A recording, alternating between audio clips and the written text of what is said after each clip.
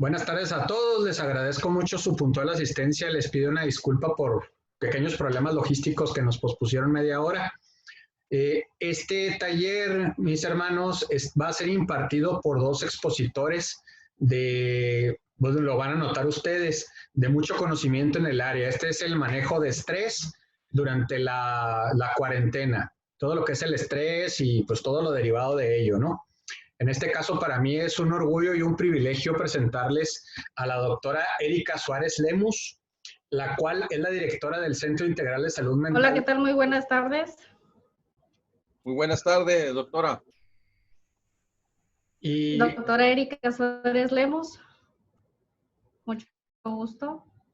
Ella es médico de profesión, pero además es maestra en gestión de la salud institucional y es miembro activo del Comité Binacional Nogales, Arizona y Sonora. Además, vamos a tener al licenciado en psicología y maestro en docencia, José Alberto Mada Díaz, el cual está en Hermosillo, Sonora. Entonces tenemos a la expositora que es de Nogales, Sonora, y el expositor que es de la ciudad de Hermosillo. Ellos nos van a acompañar, les agradezco muchísimo su presencia y su apoyo en este taller, estoy seguro que va a ser de mucho provecho. Mis hermanos, unas pequeñas recomendaciones. Todos ustedes van a tener el micrófono silenciado. Sin embargo, si están ustedes en la computadora, con el solo hecho de presionar la barra espaciadora y hablar, con eso se desconecta el micrófono, perdón, se conecta el micrófono. Si sueltan la barra espaciadora, nuevamente se pone en silencio. O bien lo pueden cambiar manualmente en la pantalla. Pero para evitar los ruidos, entonces por eso todos tienen el micrófono silenciado. También ahorita estamos grabando, mis hermanos, esto va a quedar para el canal oficial de la Gran Logia en YouTube. De todos modos, y en cuanto yo lo grabe y lo suba, les voy a mandar el link en los chats oficiales, en el canal de la Gran Logia y en el chat oficial. Y ahorita me voy a disculpar porque la internet está bastante problemática. Voy a apagar mi cámara, sin embargo, aquí estoy al pendiente. De hecho, yo soy el que está aceptando a todas las personas que van entrando. Cualquier pregunta, pues, yo creo que no habría ningún problema en que los doctores les contesten. Bueno, sin más, pues, doctora, no sé si quieras hablarnos un poquito de cómo va a ser el taller o si quieren arrancar de una vez, a la orden. Muy bien, yo creo que vamos a empezar a arrancar con esto para ir agilizando los tiempos, porque Alberto tiene que platicar con ustedes sobre manejo de la atención, relajación, formas, meditaciones y demás. ¿Ok? ¿Les parece? Bien. ¿Cuántos de nosotros hemos tenido estrés? Solo levanten la mano, así. ¿Cuántos hemos sentido ansiedad? Bien, ante el confinamiento se están exacerbando todos estos eventos. ¿Qué es lo que vamos a hacer entonces nosotros como personas individuales dentro de nuestros hogares? Porque no podemos salir. ¿Se han percatado de eso? No podemos salir todos. Entonces, ¿qué vamos a hacer? ¿Qué herramientas vamos a tener nosotros para trabajar? Bien, el motivo de este taller es precisamente ese, saber nosotros de qué manera vamos a empezar a trabajar desde nuestros hogares, ¿ok? Les voy a pasar y compartir la presentación. El taller, Alberto, el psicólogo y yo, le nombramos taller de gestión emocional y control de estrés ante COVID. Pero si se percatan, perdón, este tipo de taller lo pueden utilizar ya sea en pandemias o sin pandemias. ¿Cuáles son los objetivos de este taller? Uno de los principales es conocer e identificar, manejar adecuadamente el miedo, el pánico, el estrés ante la presente contingencia. Identificar y manejar las emociones que se presentan habitualmente con este confinamiento. La tercera es conocer la técnica de los primeros auxilios psicológicos del primer contacto. Es decir, ustedes van a poder trabajar con otra persona dentro de sus hogares o apoyar a otra persona. 4, conocer e identificar los puntos vulnerables en nuestra salud emocional, es decir, conocernos a nosotros mismos, conocer a los demás para podernos ayudar, ¿ok? ¿Cuáles son las competencias que presentamos en este taller? Ustedes van a poder definir, identificar cuáles son los síntomas de estrés, de ansiedad, de pánico y el abordaje psicoterapéutico, ¿ok? 2, identificamos procesos de adaptación, el afrontamiento y la resiliencia. 3, autocuidado y manejo óptimo de nuestras emociones durante y después de la contingencia sanitaria. 4, dominio y uso de las técnicas de los primeros auxilios psicológicos durante esta contingencia. 5, el uso adecuado de las estrategias efectivas para el mejoramiento de nuestra salud durante el confinamiento. Vamos a empezar entonces a definir qué es estrés y qué es adaptación. Para empezar, vamos a tener que decir que estresor es la fuerza externa, toda fuerza externa que me genere a mí una reacción interna en mi organismo. Esa reacción interna se le va a llamar estrés. ¿Qué pasa con mi cuerpo? Entonces, llega un momento de adaptación. Esa adaptación son las reacciones que mi cuerpo tiene para nuevamente regresar a un estado de tranquilidad. ¿Cómo sabemos entonces que el estrés es algo crónico? Bien, si se dan cuenta en esta lámina, hay una gráfica, una imagen que viene poco estrés, óptimo estrés, mucho estrés, máximo estrés en la barra de abajo. Y en la parte donde se encuentra la curva hay un área de inactividad. Cuando nosotros no tenemos estrés, estamos inactivos. Cuando tenemos un poco de estrés, estamos tranquilos. Cuando exageramos el estrés, llegamos a un punto de fatiga. Cuando ese estrés es constante, largo, crónico, empezamos con agotamiento. Cuando ese estrés es intenso, exorbitante, llegamos a un periodo de ansiedad, pánico, enojo y a una crisis y colapso. Si se dan cuenta, a la derecha de esta imagen se encuentran 3 datos: fatiga, ineficiencia y desrealización. Más tarde les voy a explicar qué significa cada uno de ellos. Generalmente, las personas que están trabajando o inclusive que están en casa ante esta contingencia llegan a presentar estos síntomas. Estos síntomas son debidos a un síndrome del quemado, ¿ok? Más tardecito les hablo de qué es. ¿Qué pasa entonces en nuestro organismo cuando entramos en un periodo de estrés? Sabemos que hay estrés bueno y hay estrés malo. El estrés bueno es aquel que nos hace levantar. Es ese estrés que te dice, son las 8 de la mañana, me tengo que levantar a realizar mis actividades diarias. Ustedes, si se fijan a su mano izquierda de la pantalla, van a observar unos síntomas que son serenidad, calma, fluidez, priorización, control emocional, asertividad, reflexión y activación. Esos datos son datos normales en donde nosotros como personas tenemos para llevar a cabo nuestras actividades. A este tipo de estrés se le llama eustrés.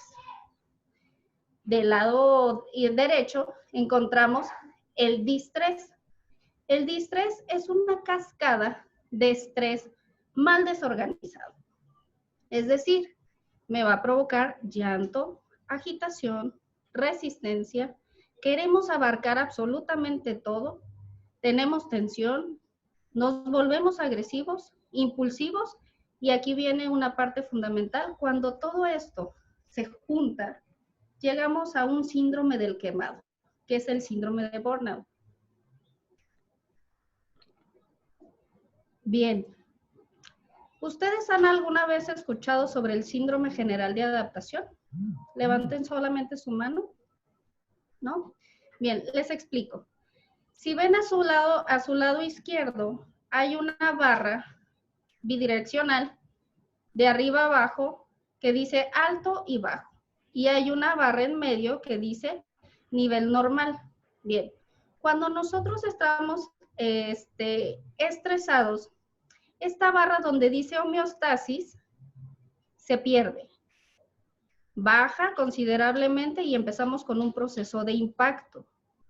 Llegamos a un punto negativo de crisis, que es la del estrés malo, y en algunos de los casos nos adaptamos, pero en otros casos no. Vamos a pensar que en este caso no estamos adaptándonos. ¿Qué es lo que va a pasar? Nos vamos a ir por la vertiente hacia arriba y empieza un proceso donde el punto culminante es una sobresaturación de estrés que me va a llevar y caer en un colapso. Cuando una persona entra en una desadaptación, ese colapso lo conocemos como ansiedad, ¿ok?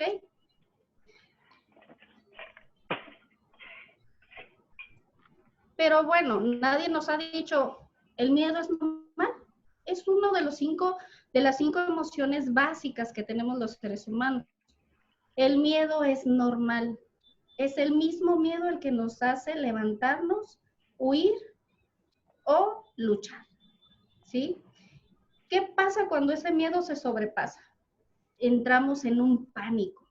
Un pánico es un desorden de ese mismo miedo que se vuelve inapropiado, que se vuelve irracional, desorganizado, que queremos abarcar todo y no podemos, que creemos que estamos arreglando las cosas, pero no lo estamos haciendo. Es un engaño. Entonces, entramos nosotros como tal a un proceso o a un modelo cognitivo-conductual del pánico. Explico. Tenemos miedo, pero ese miedo genera síntomas. Esos síntomas o bien los adaptamos o bien los mal adaptamos. Y entramos a una mala interpretación.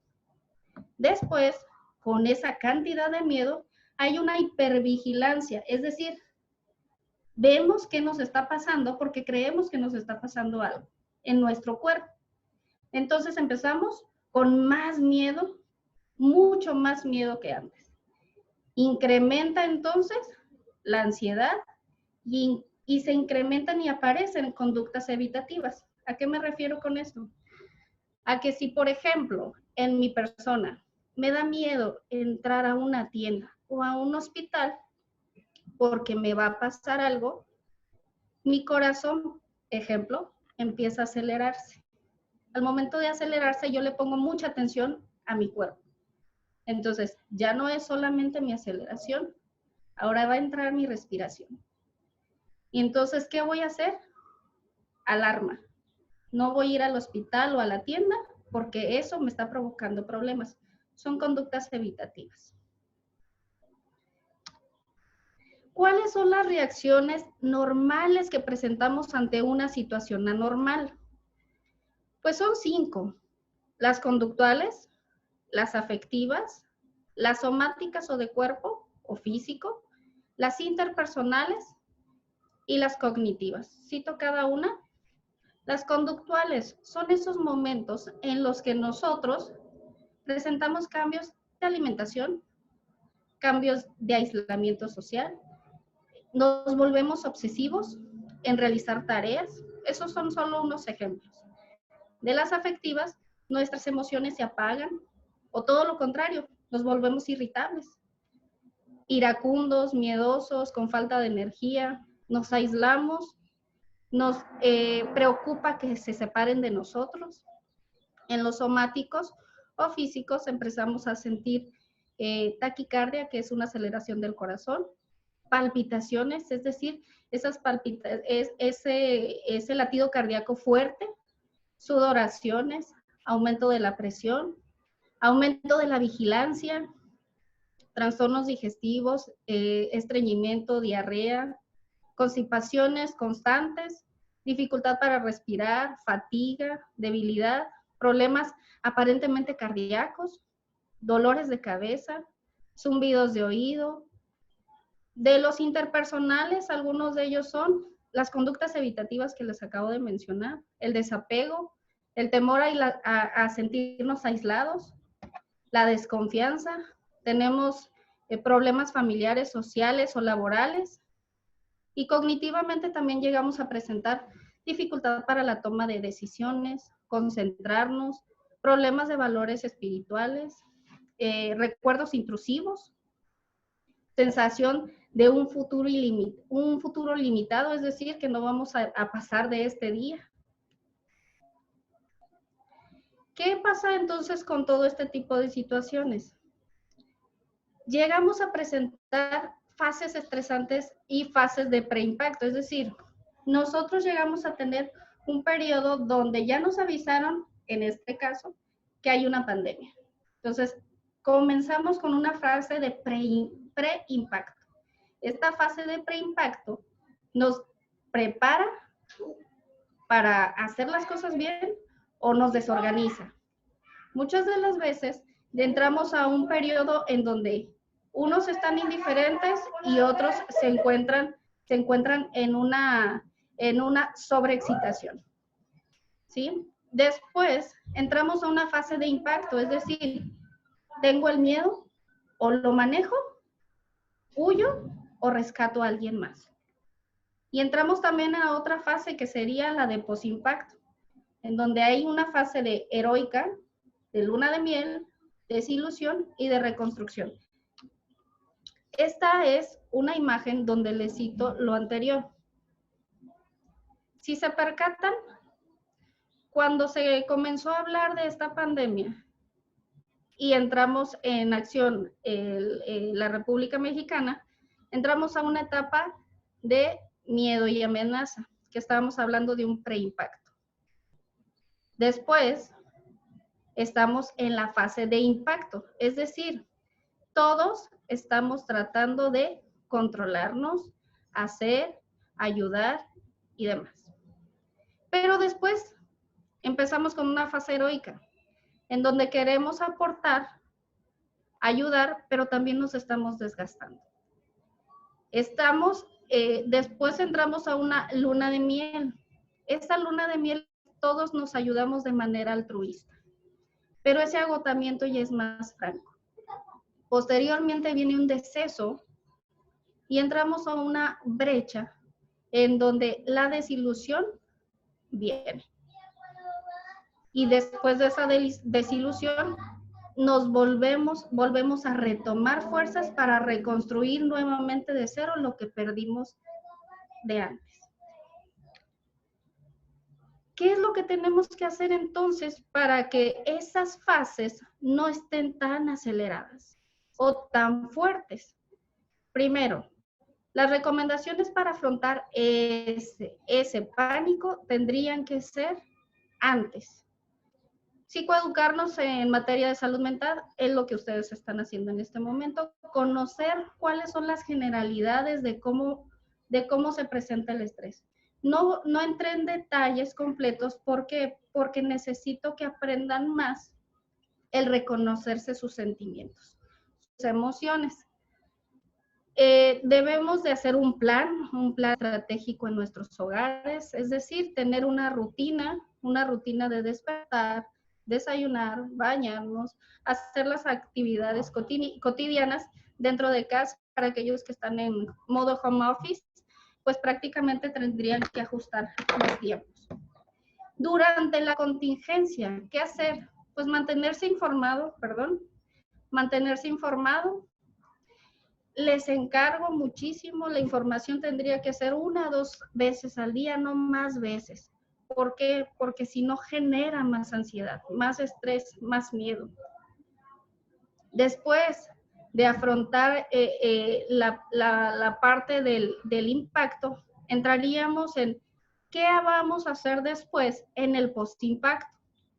Sería no bajar la guardia con las instrucciones ya dirigidas de lavado de manos, técnica de lavado de manos, técnica de distanciamiento social, no acudir a los lugares que presentan puntos centinela, que me refiero a los que son receptores de aquellos pacientes con COVID-19 o que están con un diagnóstico todavía no positivo. Tenemos que identificar nuestros trastornos de estrés o capacitarnos a todos en salud mental. Muchos de los pacientes o muchas de las personas llegan a tener ya un trastorno antes de esto y esta pandemia les exacerba más el problema. ¿Qué van a hacer ellos? Continuarán con su tratamiento, su esquema, no deben de modificarlo, a menos que sea muy necesario, pero tendrían que acudir a la consulta. ¿Cuáles son entonces las conductas ante el estrés? Pues ante el estrés tenemos dos tipos de conductas. Las conductas que son adaptativas y las maladaptativas. Todas las conductas adaptativas son en donde nosotros ya planeamos, atendemos las prioridades, hablamos con nuestra familia o con nuestro equipo de trabajo, buscamos la ayuda profesional en el caso de que nosotros estemos sintiendo o cambiando emociones y compartimos las responsabilidades con todos. Las maladaptativas son las quejas frecuentes del sistema, cualquier sistema que se involucre. Responsabilizamos a otros de nuestras acciones o de las acciones, minimizamos los problemas, nos volvemos violentos o inclusive no nos responsabilizamos. Ante este tipo de situaciones, nosotros nos damos cuenta que evidentemente necesitamos trabajar áreas. Esas áreas que necesitamos trabajar son en el reconocimiento de nuestras emociones. Ese reconocimiento de emociones son los que nos van a proyectar y a orientar hacia qué debemos hacer. Ahorita los voy a dejar platicar con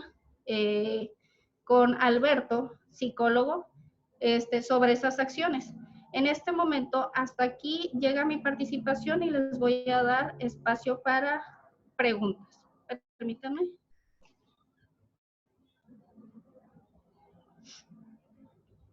Listo.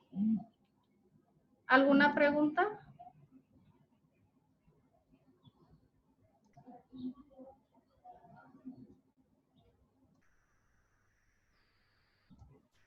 Pregunta, doctora, buenas tardes. Buenas tardes. Sí, ¿qué tal? Narreín Morcos, en Ciudad Juárez. Tengo una pregunta respecto a las reacciones,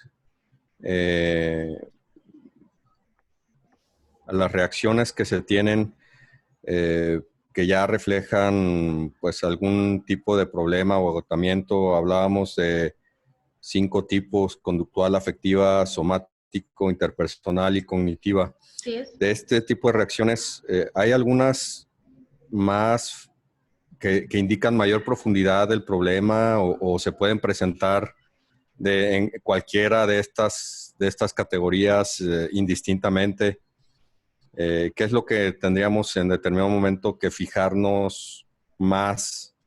Si hay alguna somatización o si tenemos algún problema conductual o ya interpersonal, ¿qué es lo más importante o no hay una parámetro, una guía sobre eso? Sí, de hecho, en el área médica nosotros trabajamos esa parte, la parte de identificar cuánto tiempo ya está presentando la persona este tipo de problemática. En una valoración que se llama PHQ-9, es un tamizaje en realidad. Se engloba un lapso de entre 7 semanas de presentar síntomas. Los síntomas que yo les mostré en el CACIC, esos síntomas pueden ir juntos, algunos, o por separado. Eso depende del tipo de problema que se esté presentando. Muy bien, muchas gracias. ¿Contesté su pregunta? Sí. ¿Sí? Bien. Explico esa parte para que quede un poquito más clara. Por ejemplo, vamos a poner un ejemplo.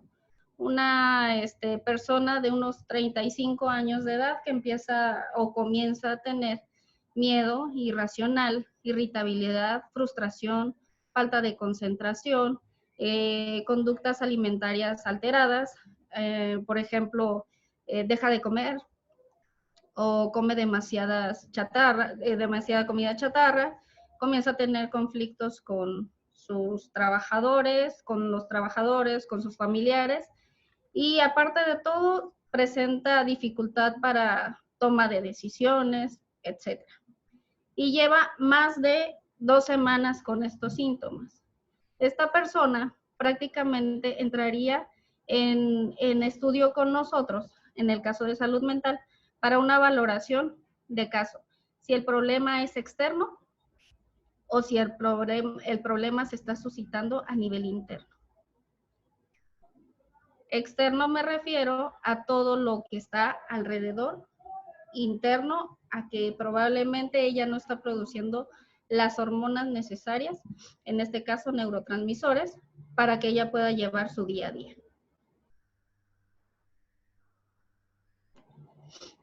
¿Alguna otra pregunta?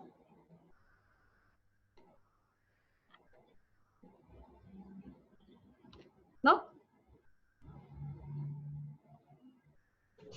Creo que no, doctora. Creo que no. Entonces cedo el espacio para que el licenciado Alberto nos deleite con todas las estrategias para que puedan trabajar ustedes y puedan ayudar a otros.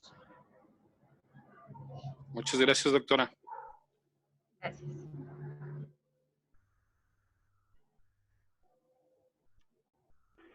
Buenas tardes. Como ya me presentó, gracias, doctora, por la presentación.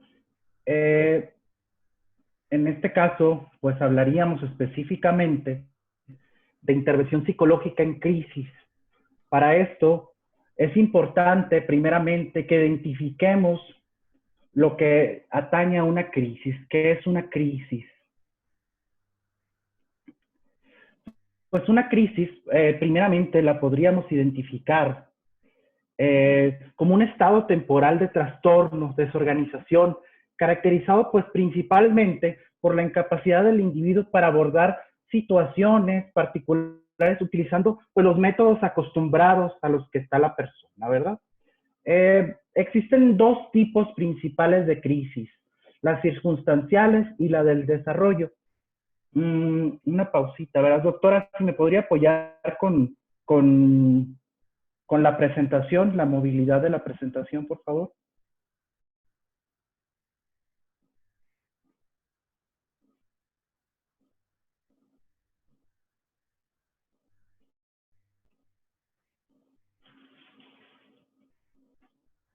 Bueno, continúo. Como les comentaba, existen dos tipos especiales de crisis, circunstanciales y de desarrollo. En este caso nos atañen las circunstanciales, debido a que pues eso lo definimos, que se refieren específicamente pues a aquellos sucesos cuyo rasgo más sobresaliente pues pueden ser relacionados a un factor ambiental o en este específico caso, pues en este caso, perdón, de la crisis de COVID que estamos presentando. En el caso de las del desarrollo, pues se dan más en el cambio de la niñez a la edad adolescencia o a la adultez, o de la adultez a la etapa de personas de la tercera edad.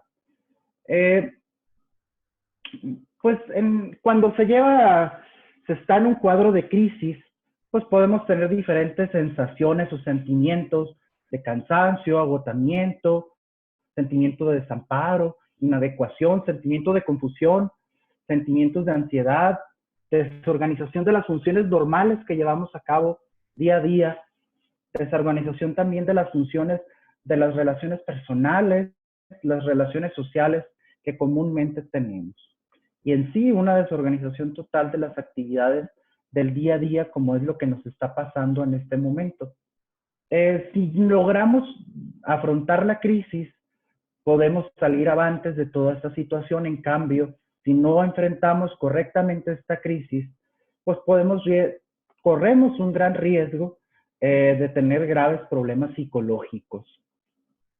La intervención en crisis específicamente se divide primero en intervención de primera instancia, que sería la intervención de los primeros auxilios psicológicos, y la de segunda instancia, que serían los procesos psicoterapéuticos. En este caso nos centraríamos en la primera, los primeros auxilios psicológicos. Que pues en sí los primeros auxilios psicológicos pues se definen qué son. Es la intervención psicológica en un momento de crisis. Entiéndase como una ayuda breve, inmediata al apoyo de la persona para restablecer su estabilidad personal, emocional, física, cognitiva y conductual. Es una ayuda social que la brinda cualquier persona que se encuentre preparada para hacer esa intervención.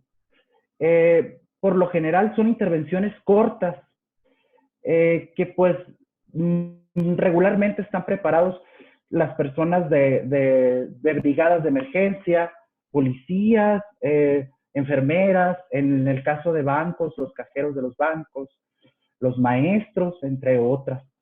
Pues esta intervención básicamente es llevada por lo general en cuestiones de desastres en el lugar específico que se da el desastre. En este caso, como estamos en confinamiento, ahorita pues en México pues contamos con líneas de ayuda que podría ser vía telefónica o videollamada, en este caso videoconferencia.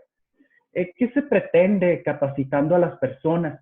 Pues en distintos ámbitos se pretende, ya sea educativos o empresariales o gubernamentales o de salud, que las personas se formen para brindar esos primeros auxilios, que sea una herramienta concreta para ayudar a la persona en específico.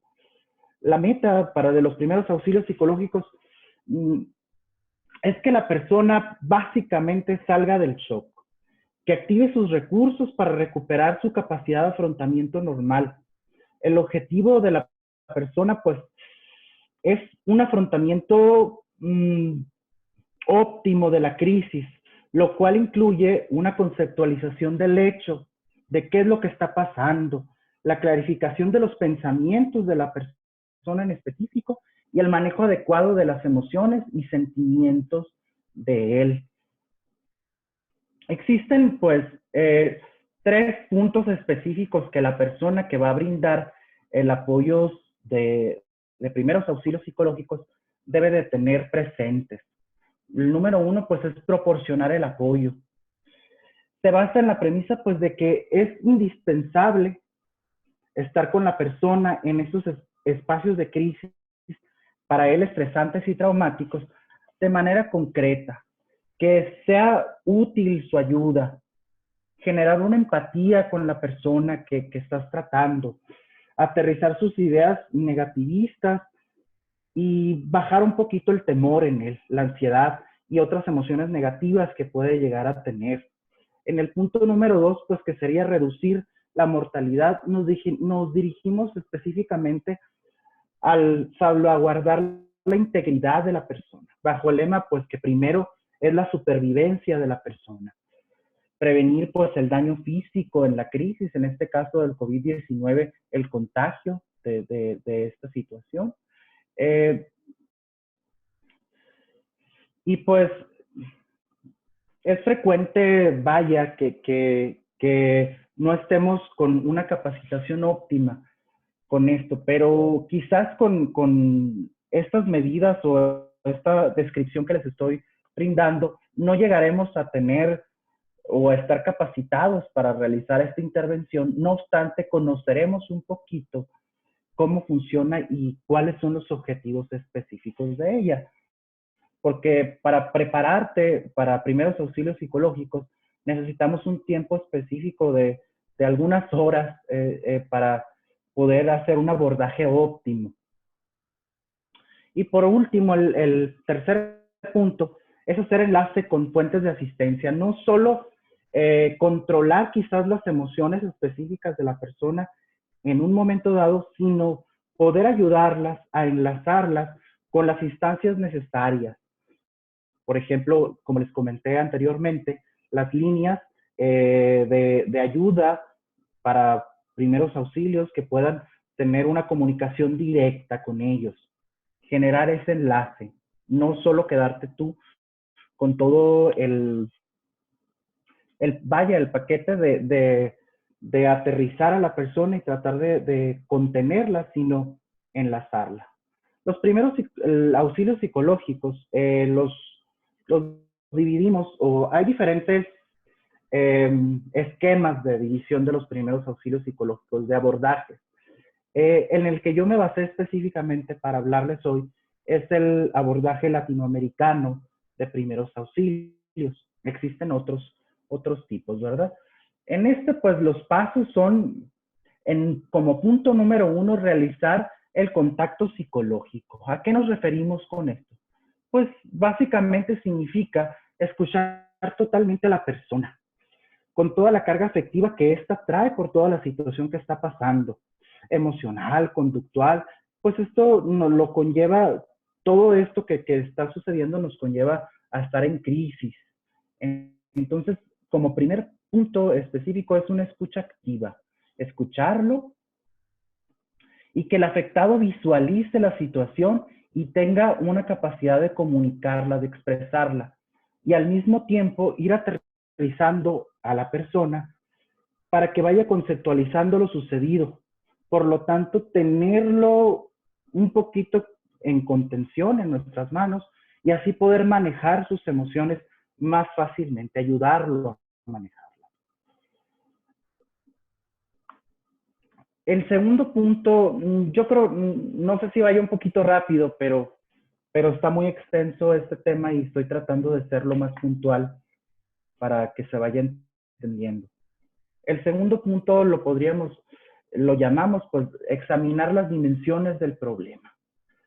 El segundo punto pues, de primeros auxilios implica una evaluación de las dimensiones, los parámetros del problema, de la indagación de qué fue lo que pasó, qué pasó en su presente inmediato, qué va a pasar en su futuro, cómo va a ayudar a resolver, cómo se le va a ayudar a resolver esa situación.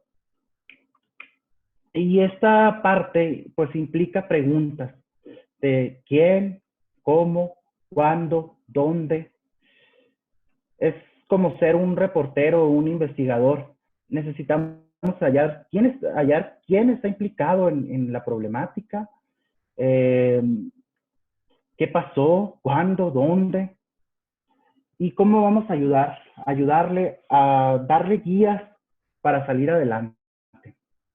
El objetivo, pues, principal de ese segundo aspecto es trabajar en orden jerárquico los conflictos que él tiene, la manera de manejarse de una forma inmediata estos conflictos y hacia dónde vamos a dirigirlos.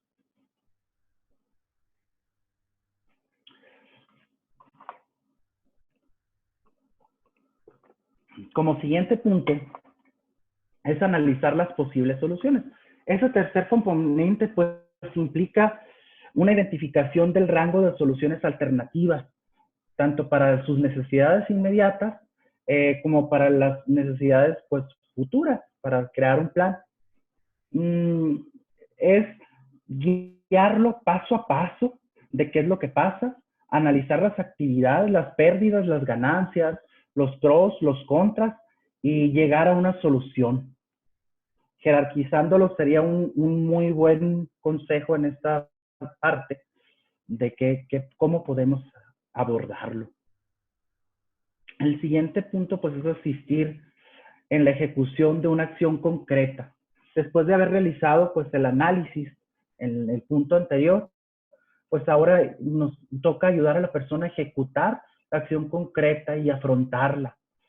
Es dar el siguiente paso en lo que está sucediendo. Es importante, pues, en este punto recordar que la persona tiene que ser capaz de hacer algo por sí misma, por ella.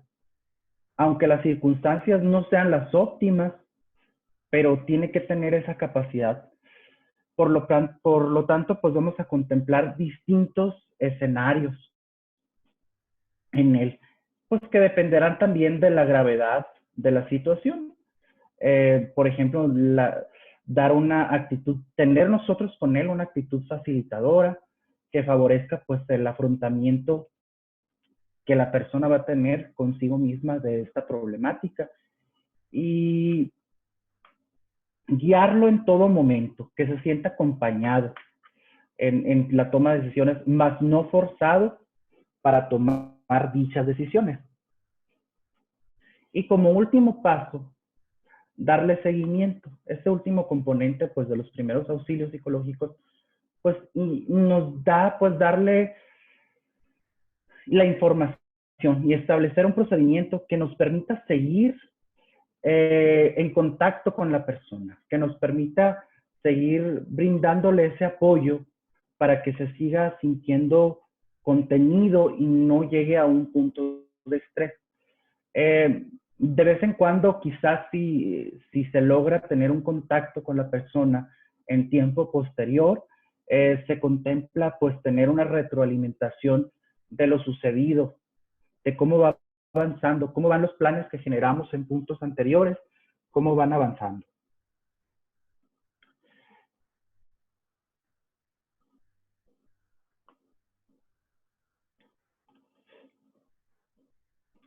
En el caso de la gestión emocional, bueno, pues los primeros, como les indiqué de los primeros auxilios psicológicos, esas etapas pues son las etapas para el abordaje de ellos. El objetivo aquí fue identificarlas simplemente, mas no se puede en una sesión tan corta brindar las herramientas específicas para llegar a actuar. Pero todos tenemos la capacidad de poder contener a alguien de una u otra forma, porque los primeros auxilios psicológicos en este punto son abordados de una forma social de contención. Se fue el audio. ¿No me escuchan? Yo sí estoy escuchando bien. ¿Quién está batallando? Yo también estoy escuchando bien. Yo también estoy escuchando bien. Para mí no hay problema de audio tampoco.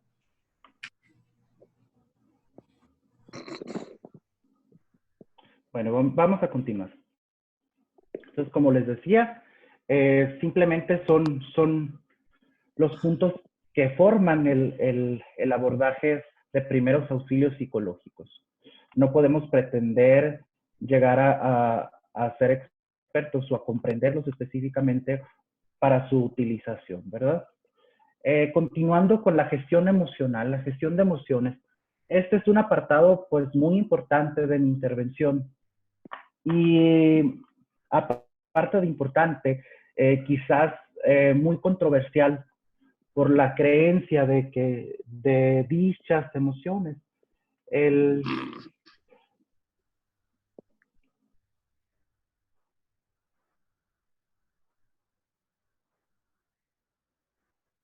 ¿Sí me escuchan? Sí. Okay. Perfecto. Como les decía, es muy controversial porque existen muchas variantes en las ramas de psicología que manejan el tipo de emociones. No obstante, es importante conocerlas ante nosotros, es importante conocerlas y saber manejarlas para tener una estabilidad emocional. Entonces, la gestión emocional hace referencia a que debemos de ser conscientes de las emociones que sentimos, aceptarlas, regularlas y si es necesario, pues manipularlas, ¿verdad? De una forma positiva en nosotros. Pues por desgracia, pues vivimos en una sociedad que considera que las emociones no son muy amigas de nosotros, pero las emociones forman parte de nosotros y tienen una función adaptativa importante, por lo que hay que aprender pues a aceptarlas y llevarse lo mejor posible con ellas. Tipos de emociones, podemos diferenciarlas como positivas y negativas. Las emociones positivas, pues, son fáciles, tanto como las emociones negativas son fáciles de identificar. Las emociones positivas, pues, son todas aquellas que producen una emoción agradable. Podemos hablar, por ejemplo, de la alegría, el orgullo, la gratitud, la ternura, el interés. Y ese tipo, pues, de emociones forman parte de nuestro bienestar y favorecen al manejo del estrés, facilitan, pues, nuestro rendimiento y mejoran, pues, nuestras relaciones sociales y en gran parte, pues, nuestra salud. Y forman una gran característica, pues, una principal característica de nuestro comportamiento. Las emociones negativas en sí, pues, son aquellas que producen un malestar psicológico o un desagrado. Las más estudiadas,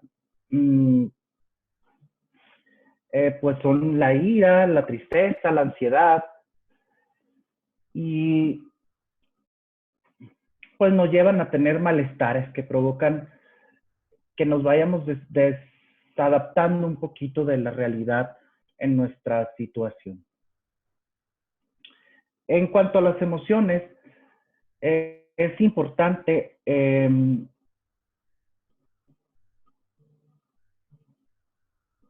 perdón.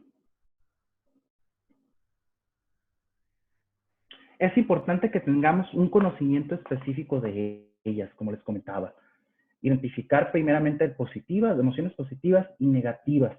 Y esto nos va a llevar a tener una mejor adaptación y una mejor regulación de ellas. Si podemos continuar.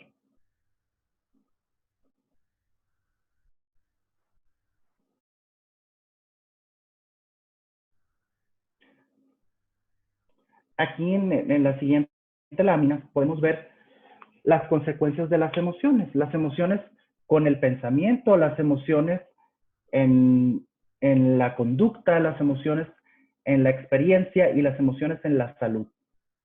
Perdón, Alberto, no sé si nos podrías apoyar un poquito más con una tipo sesión de preguntas con respecto a lo de el abordaje de los primeros auxilios psicológicos del primer contacto, pues para que sea un poquito más práctico. Claro. Gracias.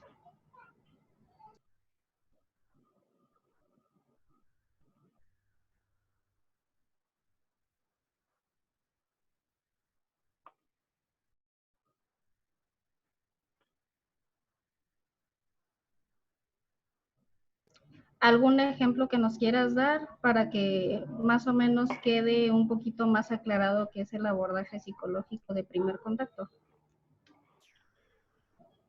Perfecto. En este caso, yo creo que el ejemplo más específico sería la situación que estamos viviendo de COVID-19. En la práctica clínica, en líneas que, como les comenté, tenemos, nos llaman personas que se encuentran en crisis. ¿Por qué? Porque la primera vez nos detuvimos nuestro trabajo, no tenemos alguna entrada económica, no tenemos miedo a contagiarnos. Entonces, el primer contacto sería pues ya la llamada, el llamarnos y como les estoy explicando en cada punto, llegar a específicamente examinar las dimensiones del problema. ¿Qué te pasa? ¿Por qué te sientes así? ¿Qué podemos hacer para mejorar la situación que te está pasando, que estás sintiendo? ¿Cómo? Pues con diferentes tipos de alternativas que se le pueden brindar al paciente respecto a dicha problemática. En este caso, si están en casa, como lo mencionó la doctora en la parte primaria de ella, el hacer un encuadre. ¿Cómo un encuadre? Pues el tener horarios específicos en el caso de las personas que hacen home office, como manejó la doctora, de hora de levantarte, hora de desayunar, comer. ¿Por qué? Porque solemos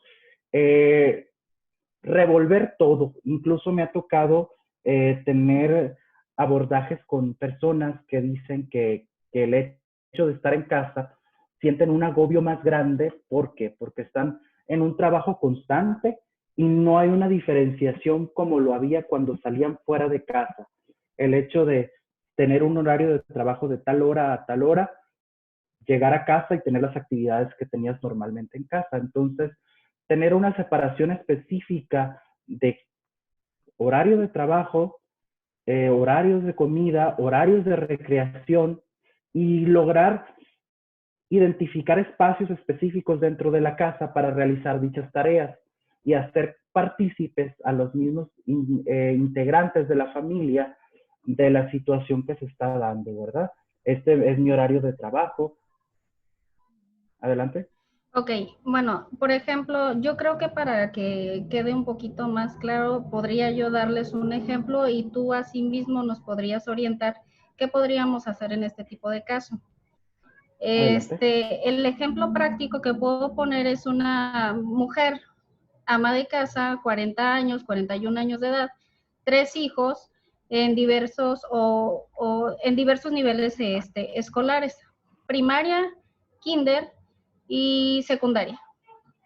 Llega a presentar 2 semanas después de este confinamiento, ansiedad enmarcada en irritabilidad, impulsividad, agresividad, algunos trastornos del estado de ánimo, eh, trastornos del apetito, del sueño, y entra en un colapso, por ejemplo, ayer, de no puedo más, quiero quitarme la vida, o no puedo más, ¿qué hago con mis hijos?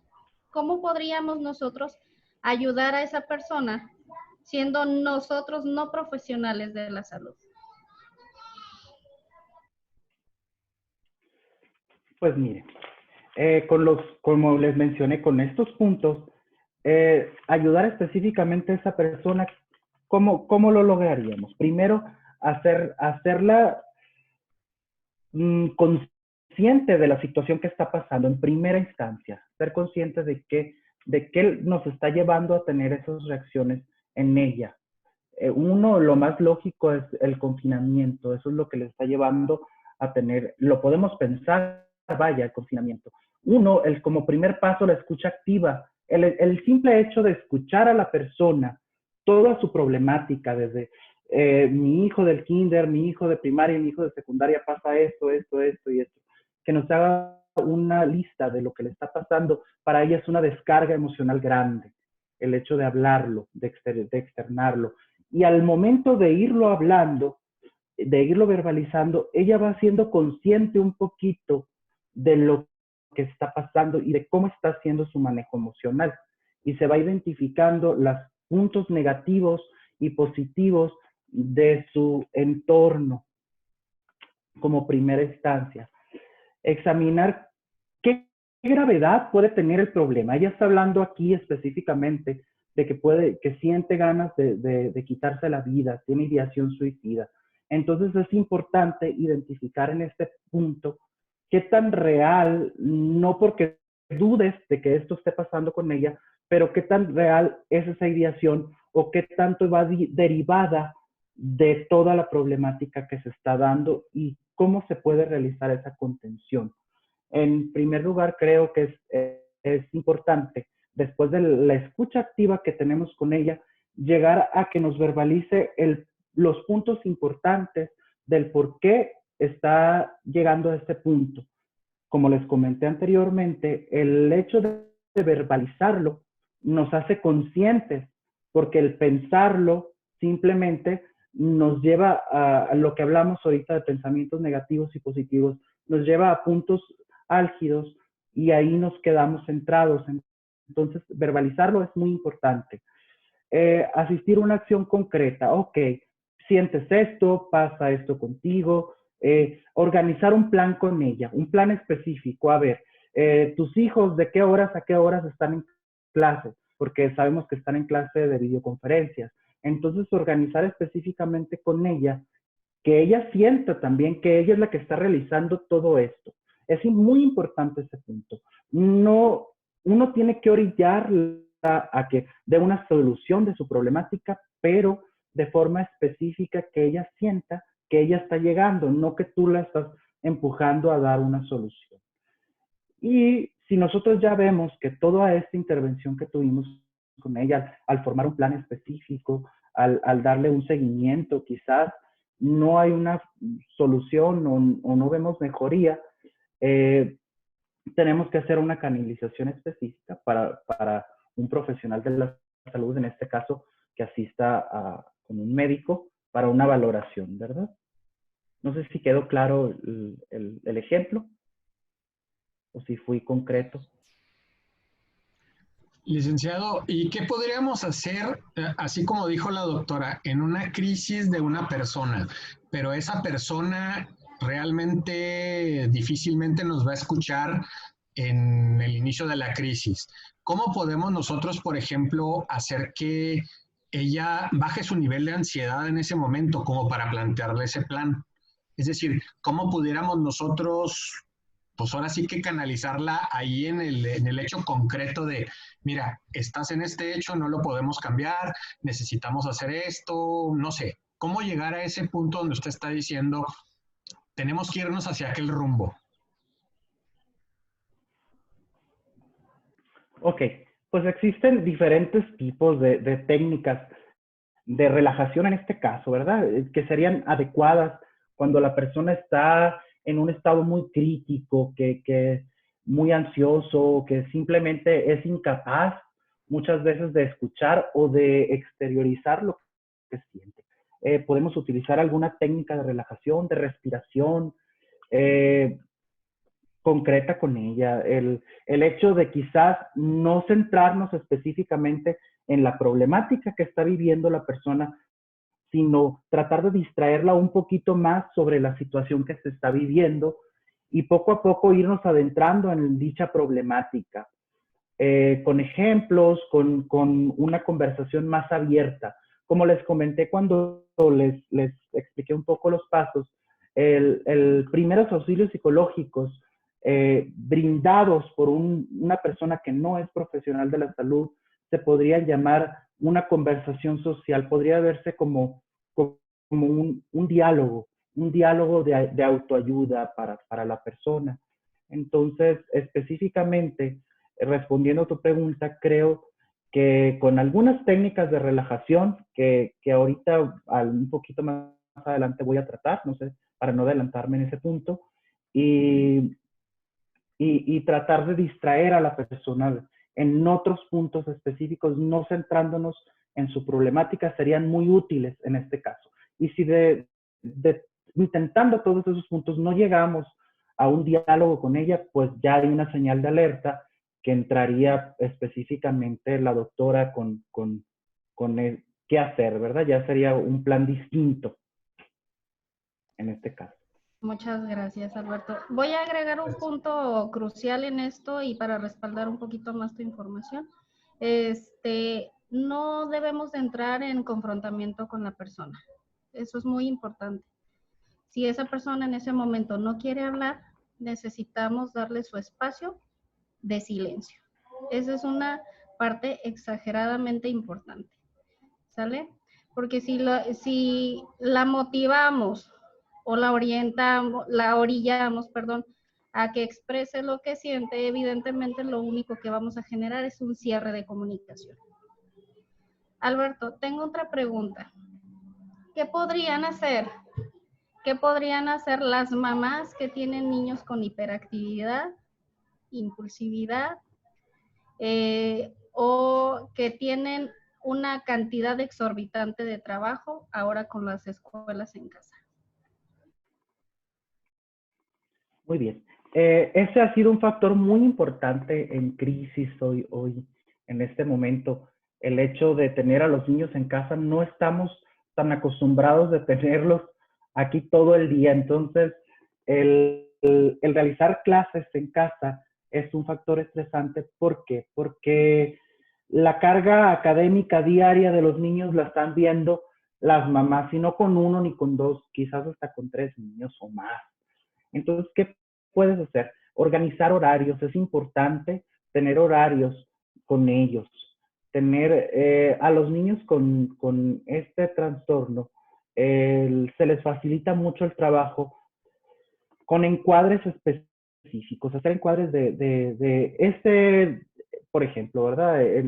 De tal hora a tal hora vas a realizar cierto tipo de actividades y mantenerlos ocupados es importante en ellos. No obstante, también debemos de dar espacios específicos para distraerse un poco.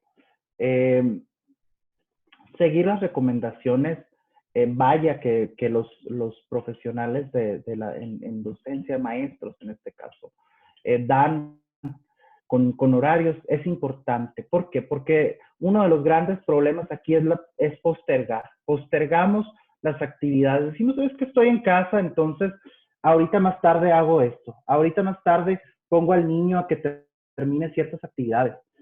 Y el estar postergando nos hace que nos vayamos juntando más de carga de trabajo para estos niños y no logren salir en tiempo y forma con sus actividades. Entonces, generar horarios específicos con ellos, tener actividades en casa, en familia, es un punto importante, y realizar sus trabajos pues en tiempo y forma para eso. No sé si me expliqué un poco. Sí, gracias, Alberto. Y por ejemplo, ya identificamos nuestras emociones y son estrés, ansiedad, tristeza, amargura, que son las 5 emociones básicas. ¿Qué vamos a hacer con cada una de ellas ya de manera práctica? ¿Nos podrás dar ejemplos prácticos? En este caso, en la separación que les mostré en esta diapositiva, era cómo al momento de identificar esas emociones, cómo nos iban a afectar tanto en el pensamiento, en la experiencia, en la conducta y en la salud. Ejemplos prácticos, podríamos tener el hecho de esta situación. Me estoy centrando mucho en esto que está pasando. En el pensamiento, cómo nos va a afectar el COVID-19, el estar pensando constantemente que nos podemos infectar, que no debemos de salir, que no debemos de realizar las actividades que antes realizábamos, nos genera mucho estrés y nos genera gran problemática. No obstante, si tenemos un manejo adecuado de esta situación y nos centramos en que es temporal y que pronto va a pasar todo esto, vamos a poder manejar un poquito más esta situación. Con un pensamiento positivo de que nosotros como familia, como individuos, podemos salir avantes de esto, ¿verdad? En la conducta desgraciadamente, pues nos ha afectado en gran medida porque solemos estar con un alto grado de estrés. Entonces, se han intensificado los problemas familiares dentro de casa, dentro intrafamiliar, en pareja, los hijos. Pero cabe destacar que el confinamiento nomás nos trajo quizás a relucir un poco las problemáticas que ya veníamos arrastrando de tiempo atrás. Los malos manejos que quizás no teníamos de nuestras emociones se intensifican por este confinamiento. En experiencia... Adelante. Perdón. Hablando de ese tema, Alberto, por ejemplo, estamos hablando ya de que hay impactos a nivel familiar. Por ejemplo, ¿qué hago yo? Persona, mujer, si mi marido me está persiguiendo dentro de la casa, insultándome? O por ejemplo, que el hombre esté corriendo por la casa y la mujer detrás de él con un cuchillo. Ahí, ¿qué se haría desde el punto de vista de psicología? ¿O qué haríamos nosotros como personas no educadas en materia de salud mental? Pues a ese extremo del ejemplo que está proporcionando aquí, estamos hablando de conductas violentas de grandes dimensiones, ¿verdad? Entonces, tenemos que verificar primero a raíz de qué viene todo esto, si es un estado psicótico de la persona o simplemente el confinamiento está llevando a eso, que me imagino que por ahí va la situación. ¿Qué hacer como personal de salud? O, pues, creo que Bueno, está... desde el punto de vista médico, sí, evidentemente necesitamos un abordaje psiquiátrico, pero también vamos a necesitar un abordaje desde el punto de vista de violencia de familia. Estamos abarcando estos aspectos y aparte vamos a necesitar una terapia individual y también terapia de pareja. Bien, pero ante la situación de confinamiento, ¿cómo le hago? ¿Qué hago? ¿Hacia dónde voy?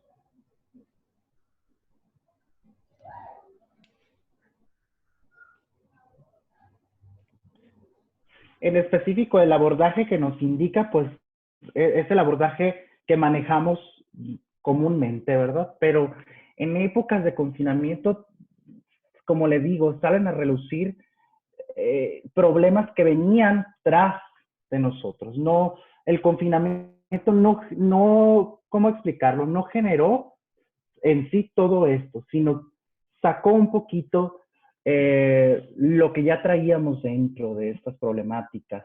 ¿Qué hacer en este punto? Pues solicitar en primera una ayuda, buscar el diálogo, es importante tratar de buscar el diálogo, a generar acuerdos con cada uno de los individuos de la familia en lo que está pasando con nosotros, con nuestra problemática, y tratar de respetar esos acuerdos. Como les comenté, esa situación pues ya es muy difícil y creo que necesita otro tipo de abordajes, pero en general nos podría ayudar lo que les estoy comentando, un diálogo efectivo con cada miembro de la familia, generar acuerdos y marcar los roles específicos de cada quien y manejarnos en el ámbito del respeto, ¿verdad? Licenciado, perdón, una pregunta. ¿Qué tan conveniente es hacer acciones tan concretas como agarrar a la persona de las manos, darle un abrazo, no sé, modificar un poquito el entorno? Por ejemplo, la persona está a punto de explotar en la cocina. Bueno, pues lo primero que yo creo que tenemos que hacer es alejarlo de los cuchillos, como decía la doctora. Entonces, claro. probablemente, no sé, estoy adivinando. Probablemente tomarla de las manos, darle un abrazo, sacarla del contexto en el que está en ese momento, llevarla a la sala, sentarla, servirle una coca, no sé. ¿Qué tan conveniente es hacer eso o de qué otra manera pudiéramos abordar este tipo de problemáticas?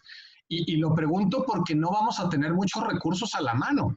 O sea, a mí me queda bien claro, estamos en un espacio de confinamiento con recursos muy limitados, con otras características alrededor, con un montón de personas a la mejor alrededor. Entonces, la crisis de esa persona significaría la crisis de 4, 5, 6 o 7 personas, qué sé yo, del perro, del gato, hasta del pescado que tienen ahí en la pecera. Entonces, concretamente, ¿qué hago? La abrazo, le doy un beso, le digo cosas al oído, le agarro de la mano, me la llevo a otro lado, ¿qué hago? Y conste que yo vivo solo, entonces yo no tengo ningún problema. O sea, no me estoy explayando ahí de lo que me está pasando a mí. Muy bien. Pues específicamente esos puntos que maneja podrían darse, pero hay que tener muy claro que cuando se está en un episodio de este grado de angustia, hay que también mantener nuestra distancia un poco de la persona y ver hasta dónde podemos llegar nosotros, ver hasta dónde se va dejando. Es como ir jalando un poco la cuerda y ir viendo hasta dónde podemos llegar y hasta dónde podemos detenernos, porque el quizás realizar un contacto físico con la persona logre una reacción no como la que nosotros pretendíamos que fuera con esa persona, o sea, que quizás se agrave la situación. Entonces, es importante ver hasta dónde, y si es bueno, si ya tú te das cuenta que la persona reacciona un poquito, baja un poco su grado de sus impulsos, es bueno mantener un contacto físico, sacar, como menciona, del contexto del que está y y buscar la tranquilidad, ¿verdad? De esa persona. Como les comenté ahorita, también hay que valorar el grado de la violencia, porque si estamos hablando de una violencia muy fuerte, ya es otro tipo de manejo el que necesitamos.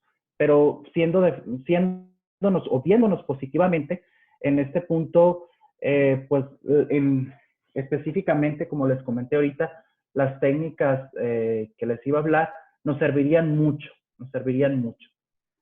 Perdón, y bueno, me vino otra pregunta, perdón que esté interrumpiendo, ¿eh? Probablemente parte del problema va a ser que si la persona entra en crisis, esa crisis me la va a contagiar a mí. Entonces, ¿qué pudiera hacer yo en mi persona, para evitar esa crisis y poder ayudarla a esa otra persona a que a su vez salga de su crisis? Yo creo que es un punto de inicio, porque pues es que todo se puede volver caótico en 15 segundos, ¿no? Entonces, ¿qué puedo hacer yo conmigo en el momento en que la otra persona entre en crisis para evitar que sea una crisis colectiva? Ese era el objetivo de hablar de gestión de emociones. Es importante el hecho de tener una contención propia, el manejar tus emociones efectivamente de una forma pues positiva, el tú quedarte, quizás el no entrar en esa discusión con la persona que estás frente y no seguir ese juego te va a ayudar mucho a tú estar bien. El no involucrarte más de la cuenta si la persona está específicamente insultándote a ti, el hecho de tú centrar tu mirada a otro espacio y alejarte un poco de esa situación te va a ayudar mucho. Es lo que les comentaba de estas técnicas, quizás las podemos abordar un poquito y vemos específicamente cómo nos van a ir ayudando las técnicas de gestión emocional.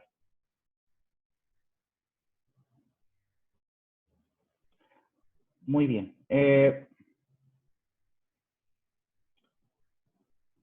Pues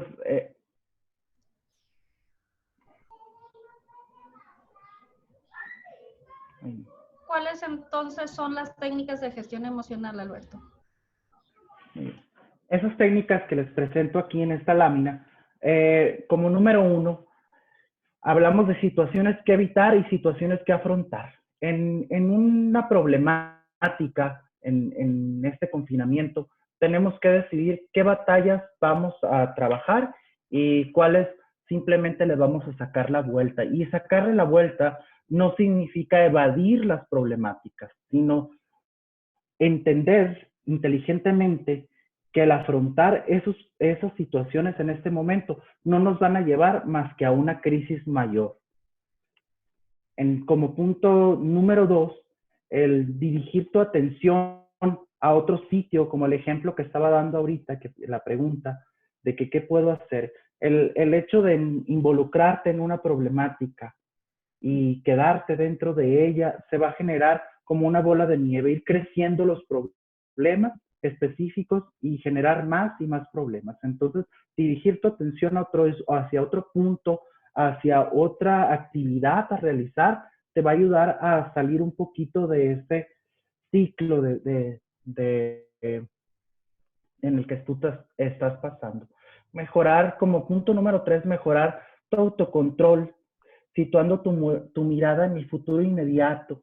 ¿Qué es lo que está pasando con nosotros? El estar viviendo actualmente este confinamiento nos hace que estemos preocupados por qué va a pasar hoy, qué va a pasar mañana con nosotros, cuánto tiempo va a durar esta situación, qué va a ser de nosotros en un tiempo próximo, porque si bien sabemos que va a cambiar toda nuestra dinámica desde este punto que nos está sucediendo hoy, mejorar nuestro autocontrol y tener una mirada al futuro de forma positiva, de planear cosas a futuro, algún trabajo dentro de casa, algún mejoramiento dentro del empleo, o quizás algunas actividades a realizar muy próximamente. Cuando termine esto, nos van a ayudar a tener un hilo de esperanza para seguir adelante, ¿verdad?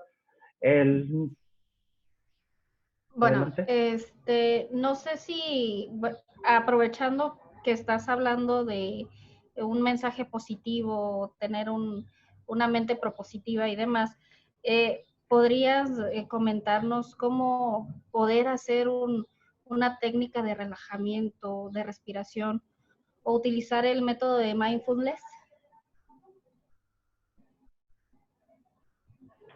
¿Sí? Ok.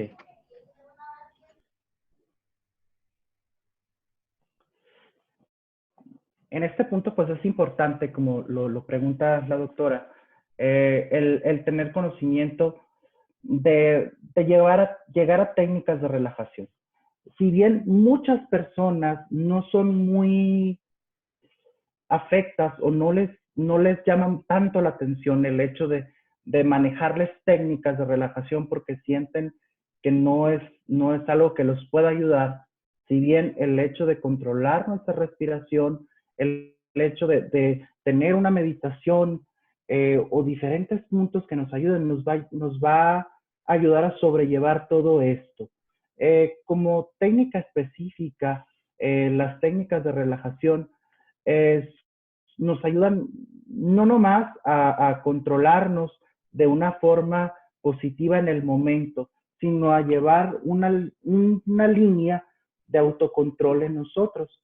El aprender a respirar, el tener un momento con nosotros mismos, el sentarnos en un espacio donde estemos solos, donde podamos descendernos, donde podamos quizás acostarnos sobre el piso y tomarnos unos minutos para reflexionar qué está pasando con nosotros, qué es lo que va a pasar futuramente, aprender, como les comento, a llevar un ciclo de respiración, de contar. Por ejemplo, una de las técnicas es acostarnos sobre el piso y respirar, contar hasta 10, inhalar aire, contar hasta 5, exhalar el aire, volver a contar hasta 10, inhalar y exhalar. Así repetirlo en 5 ocasiones nos ayuda a primero quitar esos pensamientos que tenemos en ese instante. No significa que van a desaparecer, pero estamos centrando nuestra atención en la respiración específicamente. Y así nos va a ayudar a clarificar un poquito más lo que estamos viviendo. Como les comenté en un principio, hay muchas personas que no son muy afectas a estas técnicas, no obstante nos pueden ayudar a sobrellevar un poquito o a controlarnos, o en el caso de la pregunta anterior de qué hacer para no involucrarnos, el separarnos un poco y tener ese tiempo para nosotros mismos nos puede ayudar a mejorar un poquito las relaciones. Alberto, perdón, ¿nos podrías hacer práctico lo de la técnica de respiración? No sé, para que todos sepan exactamente cómo se hace. Ok. Pues esta técnica que les conté hace un momento es muy sencilla, es una de las tantas que existen. Y les decía que lo podemos hacer recostados en el piso o simplemente en un sillón o donde nosotros nos sentamos muy cómodos. Vamos a primero comenzar, pues tratando de relajarnos un poco. Y lo primero que vamos a hacer es inhalar aire. Inhalamos. Contamos hasta 5 y exhalamos el aire. Contamos hasta 10. 1, 2, 3, 4, 5, 6, 7, 8, 9, 10. Volvemos a inhalar aire.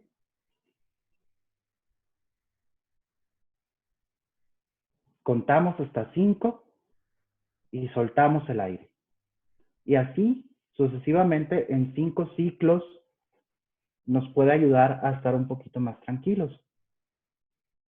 Como les dije, el objetivo de esto no es que pase la problemática en sí, sino que tengamos un espacio para nosotros mismos y poder tener un abordaje más positivo en un futuro, ¿verdad? Que nos dé espacio a pensar qué es lo que está pasando con nosotros. Y, perdón, ¿y el modelo o la técnica de relajación muscular de Jacobson nos podrás orientar?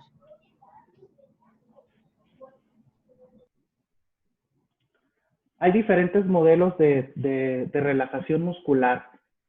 Una de las técnicas más que suelo utilizar o que suelo recomendar es la técnica de estiramientos. Estiramientos nos ayudan mucho a estar un poquito en, como les digo, salir de esta rutina que tenemos o de esta problemática y nos ayudan a separarnos un poquito de esto. El hecho de que nos demos un espacio para nosotros mismos, como les he comentado, nos ayuda específicamente. Comenzamos con esta técnica que les voy a explicar un poquito. Es primero movimiento de la cabeza, como estamos moviendo la cabeza, girando un poco la cabeza hacia adelante, hacia atrás, y vamos estirando todo el cuerpo, vamos estirando el cuerpo, los hombros, las muñecas,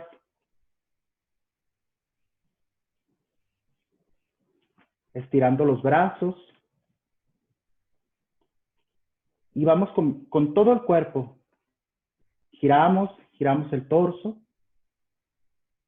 las piernas, las levantamos, giramos los pies, y son técnicas, como les comento, de estiramientos que nos van a ayudar no nomás a estar bien en el momento, sino a separarnos un poquito de esta situación, separarnos de lo que nos está pasando y darnos una pausa en nosotros mismos para pensar y mejorar un poquito esto, ¿verdad?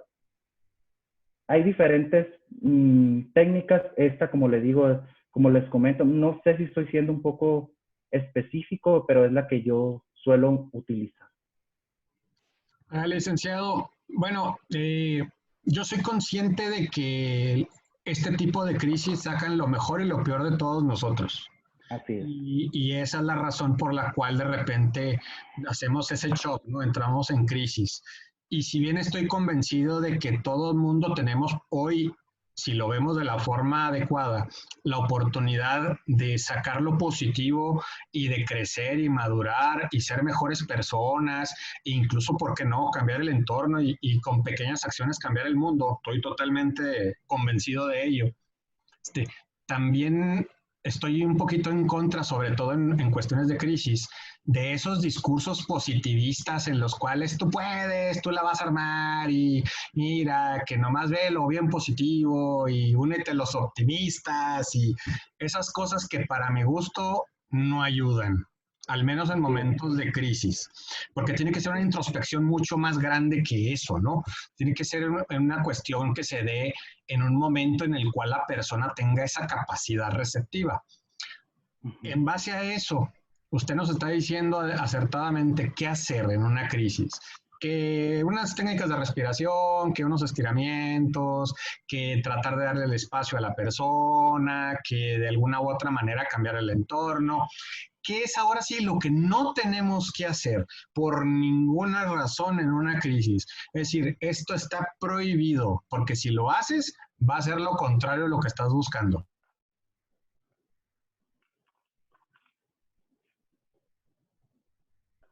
Muy bien. Como bien comentaba y como les comenté ahorita hace un momento, pues estas técnicas, esta información de las emociones positivas, a muchas personas no les es muy agradable. ¿Por qué? Porque en primera no tienen la certeza o la confianza de que realmente funcionen. Centrándome específicamente en lo que no debemos de hacer. Primero, confrontar a la persona directamente en una situación de crisis es un grave error. ¿Por qué? Porque vamos a generar un mayor conflicto, vamos a generar problemáticas, vamos a generar una discusión que nos va a llevar a situaciones más graves, que podrían tornarse más graves. El presionar, por ejemplo, cuando se trata de ayudar a alguien, otro punto importante, el presionarla a que nos diga qué es lo que pasa, qué tienes, qué te está pasando, por qué me estás respondiendo así, ¿qué está pasando contigo? A ver, dime, es que no te entiendo. El estar presionando a la persona para llevarlo a un punto que quizás nosotros lo vemos como que nos diga para ayudarla, genera algo totalmente contrario. Genera más estrés, genera más dificultades, genera problemas, vaya. El no tener también, el no tener encuadres específicos el día a día dentro de las familias o dentro de las casas, también generan mucho estrés. El no tener una relación sana con las personas en las que vivimos, que no haya una comunicación de respeto, nos generan graves problemas dentro de este confinamiento. Entonces, manejarnos con respeto hacia las personas con las que vivimos, tratar de quizás involucrarnos de forma positiva con conversaciones más generales, sin entrar en discusiones específicas de conflicto, nos va a ayudar mucho a no generar más conflictos dentro de la familia. ¿Qué otra podría ser? Y en el caso de los niños, licenciado, porque bueno, uno puede sentarse un poquito a razonar con un adulto y el adulto, a pesar de sus explosiones, crisis y demás, pues tarde que temprano tiene que entrar a la realidad, ¿no? ¿Por qué? Pues por la sencilla razón de que pues ya estamos hechos a un mundo, si bien ahorita estamos en shock porque ese mundo, esa burbujita, como que reventó, pues nosotros de alguna u otra manera hemos sido resilientes, ya tenemos años adaptándonos.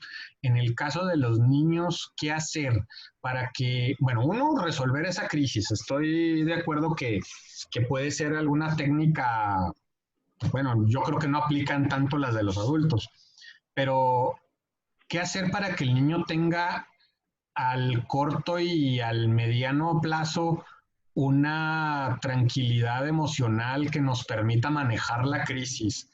Porque lo que decía la doctora ahorita es muy cierto. Ahorita el principal problema, los niños tienen mucha tarea y cuando dejan de hacer la tarea no saben ni qué hacer tampoco. O sea, realmente acuden a nosotros pues porque no tienen a nadie más, ¿no?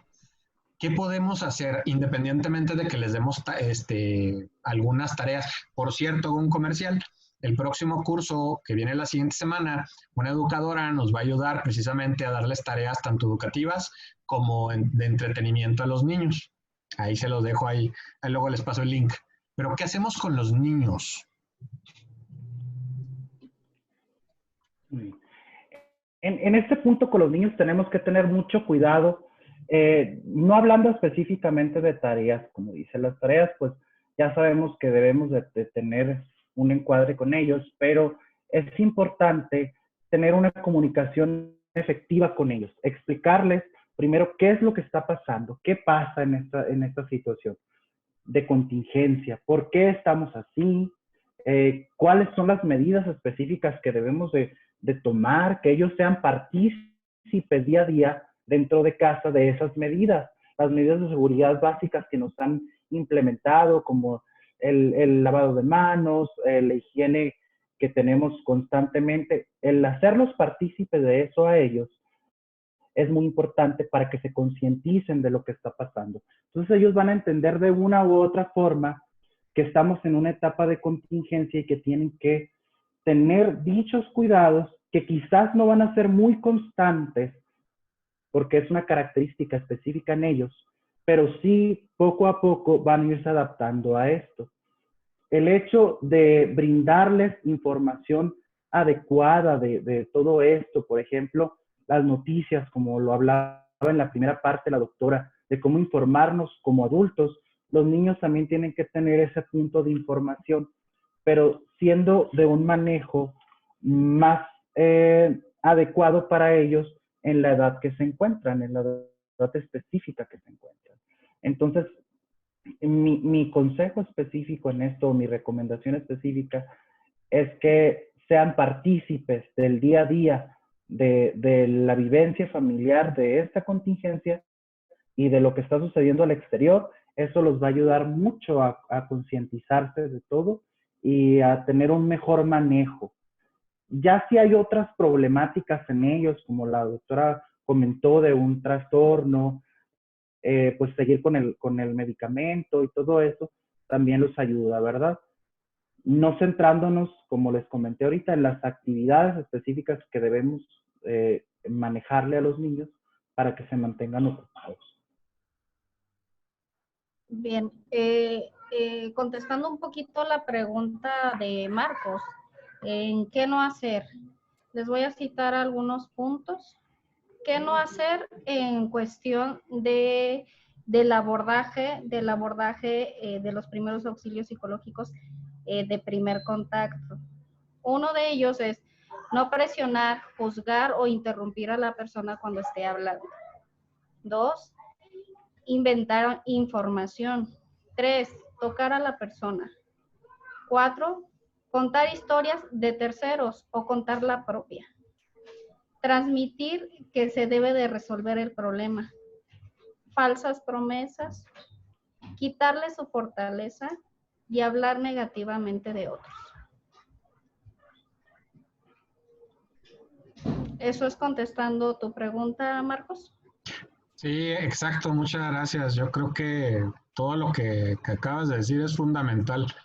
Y bueno, creo que acabas de enumerar los errores que todos cometemos de la manera más proactiva posible, o sea, con mejores intenciones, pero creo que efectivamente todos han sido errores que hemos cometido alguna vez, sobre todo para tratar a alguien que está en situación de crisis.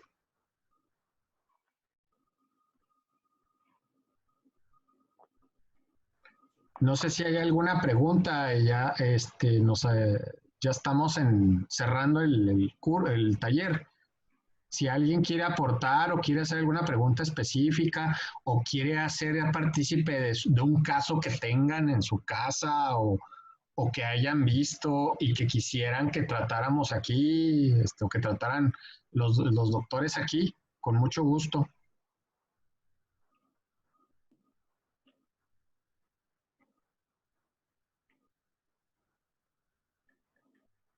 Hola, buenas noches. Soy Gilberto Valenzuela. Ha sido muy nutritiva la participación que nos han dado. Me quedan muy claros muchos aspectos. Yo soy casado con una psicóloga desde hace 20 años, así es que imagínense mi dolor de cabeza en casa. No, no es cierto. Una de las cosas que aprendí, gracias. De las cosas que sí he aprendido con ella, pues han sido algunas teorías en las que me llama la atención una de ellas. Ahorita que maneja precisamente Erika, la cuestión del miedo, que es una de las emociones, las 5 emociones básicas. Las emociones, según tengo entendido, surgen o son causadas por los pensamientos. Entonces, una cosa importante que he aprendido a lo largo del tiempo es que precisamente el hecho de incrementar nuestros conocimientos, nuestros temas de conversación, es lo que permite que precisamente fluya de manera diferente las emociones hacia el lado positivo en lugar del lado negativo. No sé, Erika o Alberto, si posteriormente nos pudieran ampliar un poquito esa teoría de Adler, creo es, que estaría muy nutritiva y sobre todo para incrementar lo que es precisamente este interesantísimo tema que han estado tratando, ¿no?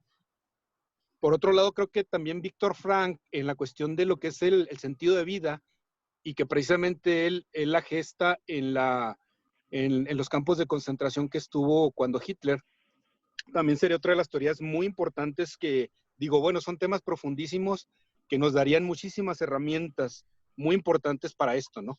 Entonces, pues felicidades, un abrazo y pues esperemos volverlos a ver participando con esos temas que les sugiero.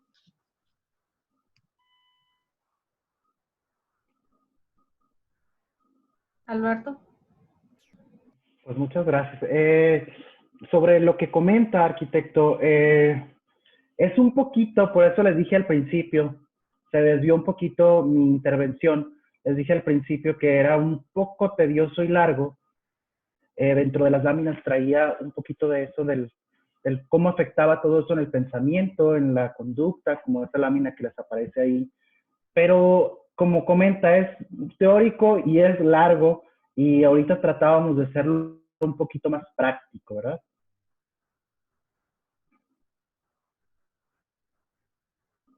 Sí, correcto. Es nada más por eso la sugerencia de que posteriormente se hiciera algo más enfocado también a eso, digo, para ir creciendo en las fases, ¿no? En pasos. Claro.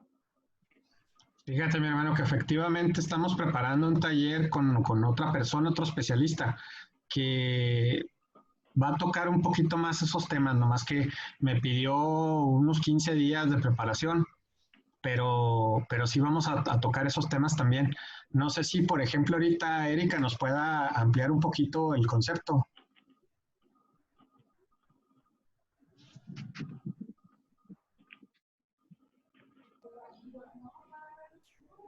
¿No escuché bien la pregunta? Bueno, más que pregunta, fue un comentario que hizo el hermano Gil, en el Ah, sentido ok. de que, bueno, por ejemplo, los que hemos leído a Víctor Frank, por ejemplo, en El hombre en el busca de sentido, del sentido, Ajá. habla precisamente de resiliencia, ¿no? De cómo la adaptabilidad del ser humano nos permite abordar este tipo de crisis, que en su caso fue una crisis intensa durante años, en el cual puede salir adelante y puede, digo, y salir adelante significa que sobrevivir, eh, vivir y crecer, porque eso es lo que le pasó, ¿no? En ese sentido, ¿cómo podemos nosotros abordar un poquito más a largo plazo con acciones concretas? O sea, ¿qué acciones concretas pero constantes tendríamos que hacer para nosotros encontrar el sentido en un momento de crisis como es este? Porque es una crisis hasta prolongada.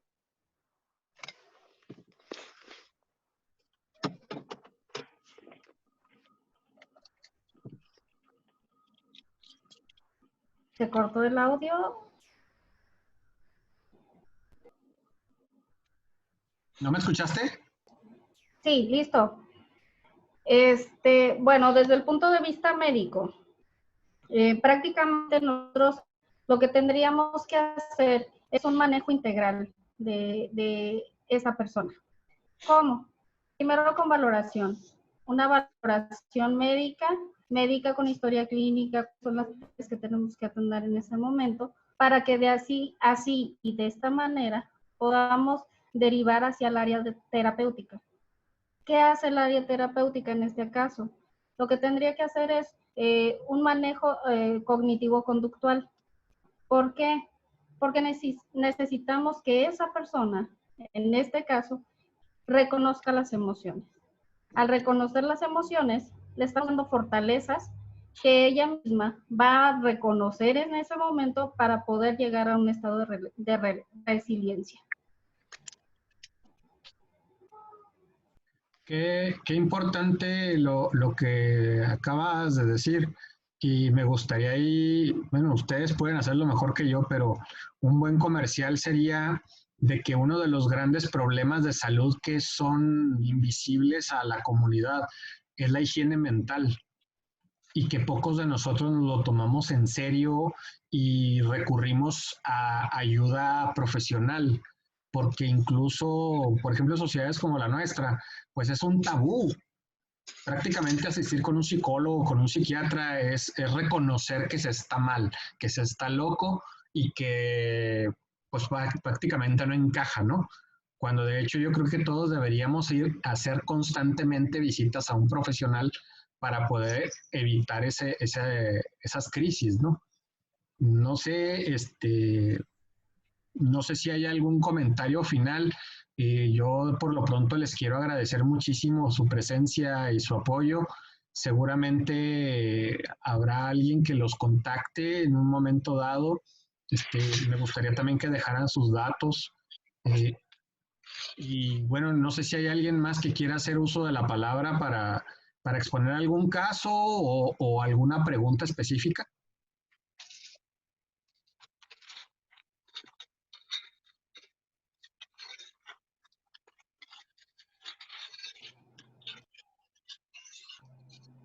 ¿No? Parece que no. Parece que no. ¿Algún comentario final que gusten hacer? Cedo la palabra, Alberto. Sí. Pues como resumen final, yo creo que es importante que tengamos el conocimiento primero de que las emociones existen. Como comentaba ahorita, el no creer quizás en este punto, en que las emociones que existen y que nos manejan quizás a nosotros cuando no tenemos un control específico de ellas, nos manejan totalmente, no nos sirve. El controlarlas nos genera tener pensamientos positivos, nos ayuda a tener una experiencia para futuras intervenciones o futuras situaciones que se den, y nos ayuda a controlar también nuestra conducta, vaya. Entonces, si tenemos claros estos puntos, vamos a tener un buen manejo de emociones. Y pues por mi parte, muchísimas gracias por la atención brindada. Por mi lado, les agradezco muchísimo la atención. Espero que la información que les haya arrojado sea lo primordial y lo más importante para que lo pongan en práctica y aprendan el reconocimiento de todo. Recordemos que la salud mental es tan importante como la salud física. Por mi parte, quiero agradecerles la plática del taller, estuvo muy interesante. Aquí nada más faltó apoyar un poquito a los que iniciamos esta situación con un problema psicológico ya detectado, entonces un poquito más fuerte, es más difícil de salir aún tomando medicamentos, es un poquito más difícil hacer ese tipo de, aún tomando esas técnicas de relajación, esos planes de trabajo, aún llevando el home office como debe ser. El tiempo que te queda libre no tienes cómo ocuparlo más que recordando. Entonces, faltó ese puntito a lo mejor. Muchas gracias por todo. Perdón, si gusta, podemos platicar después de terminada la sesión para ayudarle un poco más. Claro, muchas gracias.